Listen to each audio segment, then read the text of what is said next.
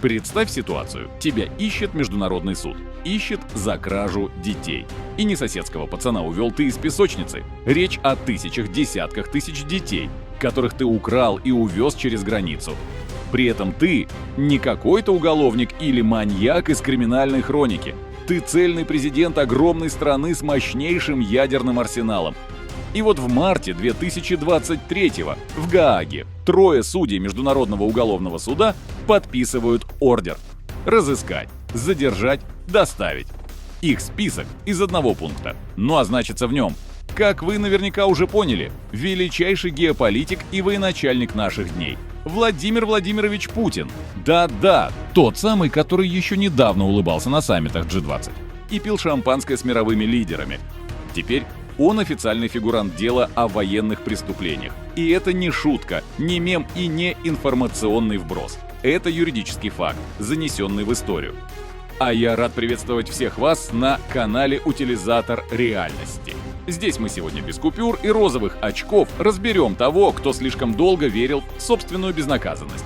Уверен, вам понравится. Так что усаживайтесь поудобней, а мы будем начинать.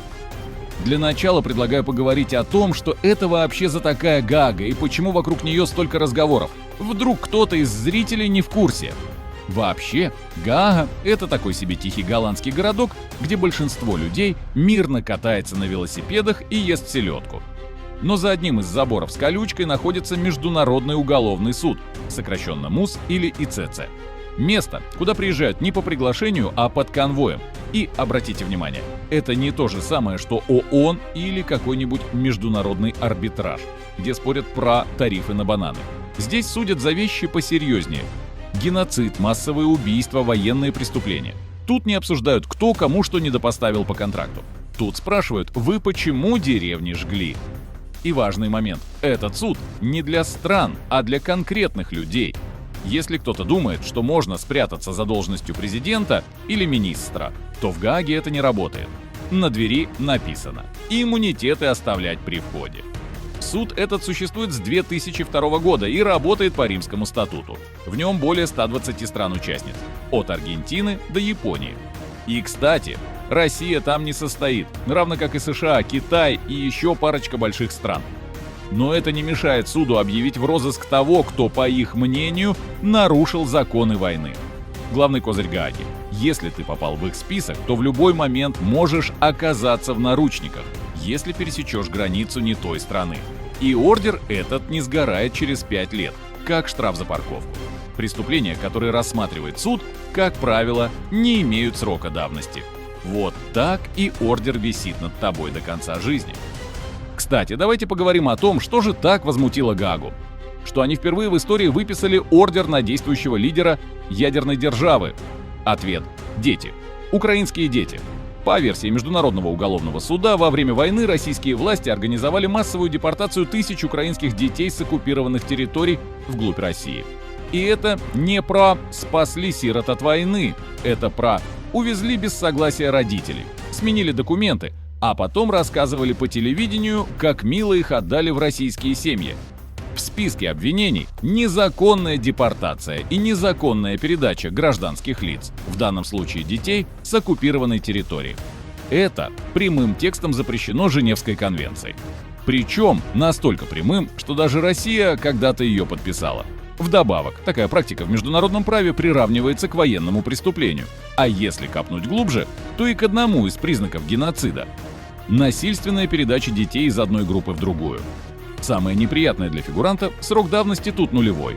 Это не налоговая, где можно переждать 3 года. Эти дела можно открыть и через 20 лет и все равно привести в суд. Ордер подписали не только на Путина, но и на его уполномоченную по правам ребенка Марию Львову Белову, которая, кстати, сама с гордостью рассказывала, что усыновила подростка из Мариуполя. Если бы они еще в Гаагу сами поехали с таким рассказом, судьи, думаю, аплодировали бы стоя и звали охрану. Сейчас предлагаю разобрать, как вся эта судебная схема работает. Международный уголовный суд – штука без своей полиции. Никто в Гааге не держит спецназ, который вылетает по вызову, как в кино. Весь их спецназ – это факсы и электронные письма в правительство стран-участниц. Если этот гражданин приедет к вам, закройте дверь снаружи и вызовите конвой.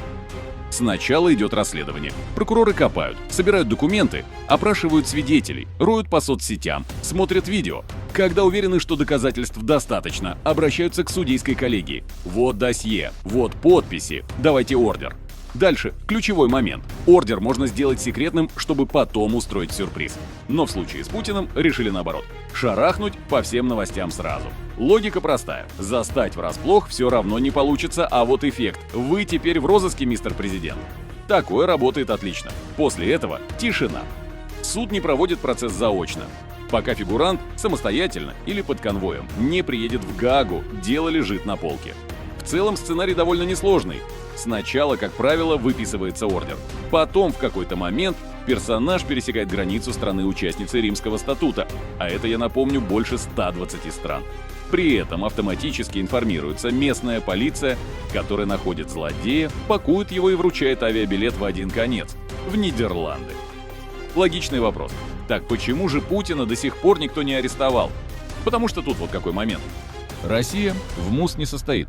Да и свои же его явно не сдадут.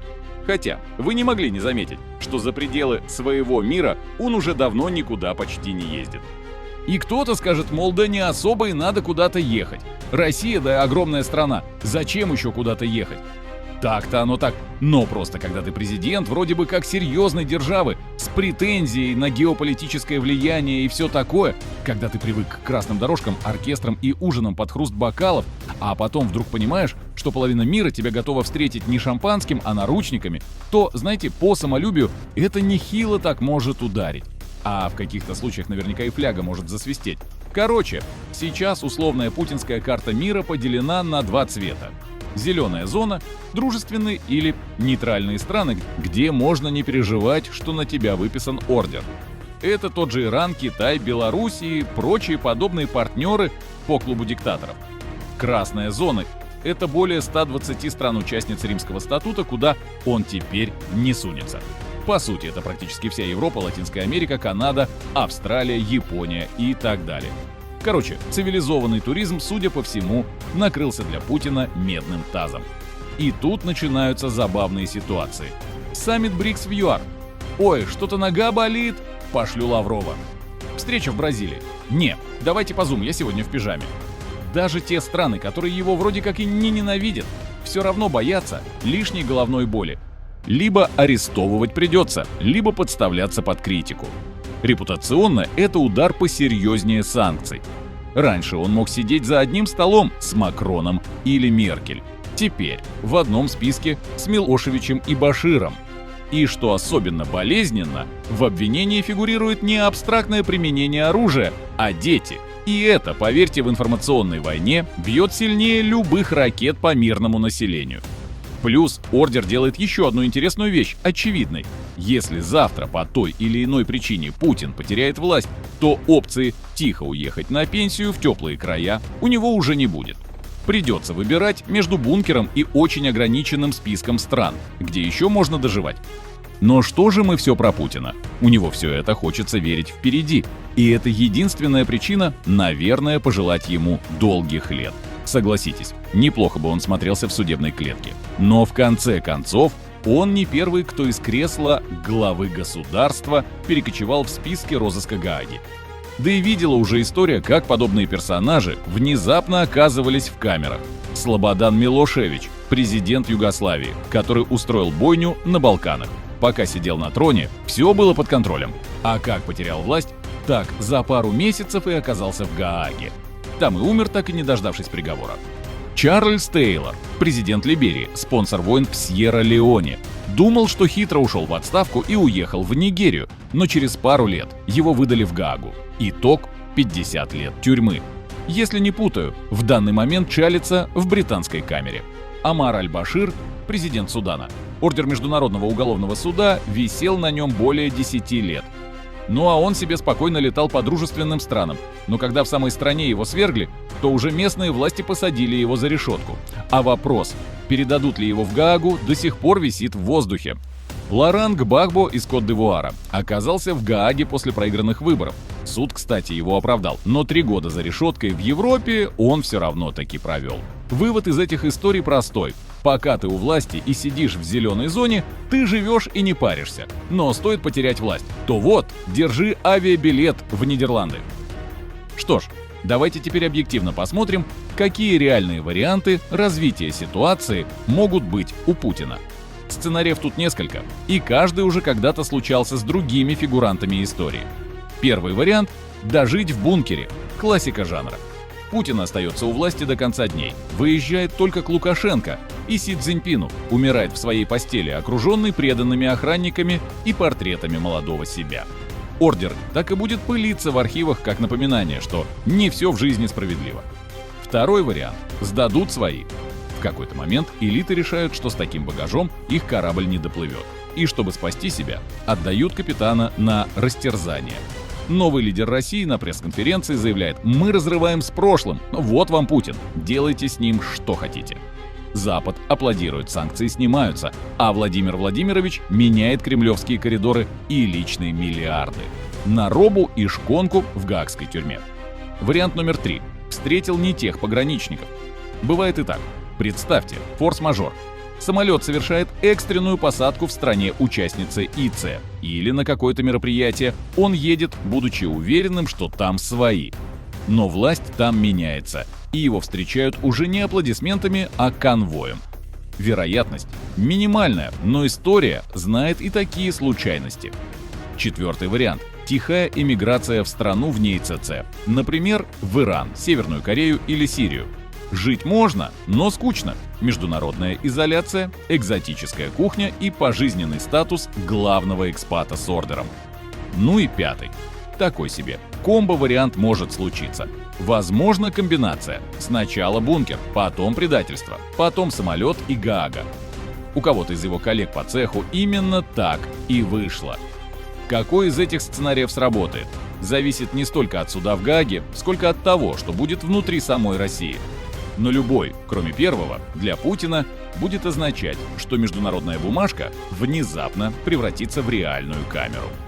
Но в конце концов, чего это я драматизирую ситуацию? В любом случае, как говорится, и на зоне люди живут. Да и зоны в Нидерландах явно комфортней будут, нежели тот ГУЛАГ версии 2.0, который Путин лично за годы правления и построил. Так что не надо бздеть, Владимир! Ну а Гаага – это ведь не мем и не страшилка для школьников. Это всего лишь тихий голландский городок. Городок, который умеет ждать. Очень долго. Даже дольше, чем длится даже самый долгий президентский срок. Ордер на арест Путина – это не просто бумага в папке. Это клеймо, которое уже сейчас сузило его мир до пары десятков дружественных столиц и закрыло двери в остальной мир. Это история про то, как один документ может сделать любого самого влиятельного человека планеты беглецом, который боится пересечь чужую границу. Суд в Гааге не спешит, он дождется. И если судьба или политика сложится так, что Владимир Владимирович окажется в руках страны-участницы, то дорога у него будет только одна – в камеру с видом на голландский дождь и забор с колючкой. А теперь вопрос к вам. Как думаете, чем закончится эта история? Доживет ли Путин до старости в бункере или поедет этапом до Гааги? Ну вот как-то так. Друзья, с вами был канал Утилизатор реальности. Благодарю вас за просмотр и очень надеюсь, что выпуск понравился. Если это так, буду благодарен вашему лайку, а еще больше, если вы отправите кому-нибудь из друзей ссылку на этот ролик. Ну а я с вами не прощаюсь, а лишь говорю: до скорой встречи. Быть добру!